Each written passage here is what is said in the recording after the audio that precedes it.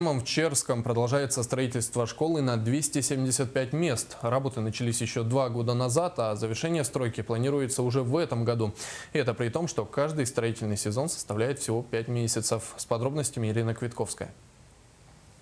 Зимний перерыв завершился, и строительные работы вот уже месяц как возобновились. Сейчас на объекте работает 2 бригады. Это ООО «Кинг-95» и подрядные организации. Одна бригада занята на монтаже утепления и покрытия фасада, другая занимается монтажом стеклопакетов. В самое ближайшее время ожидается приезд еще одной бригады по сварочным работам тепловых сетей и емкостей. А в целом в процессе работы число строителей возрастет до 80 человек. На строительный объект также доставлено более 2500 тонн грунта и необходимых строительных материалов. Работы не прекращаются даже в праздничные дни. В март месяце привезли, заготовили ПГС, песок для обустройства территории, Вот. А в настоящее время, ведутся следующие виды работ.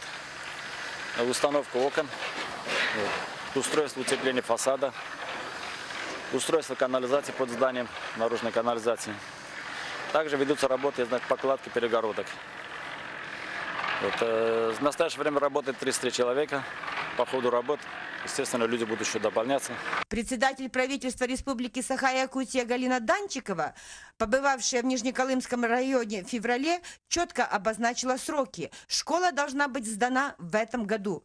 И хотя строителям придется выполнить большой объем работ, они уверены, что справятся и уложатся в сроки. Ирина Квитковская, Ишхан Саркисян, Нижнеколымский район.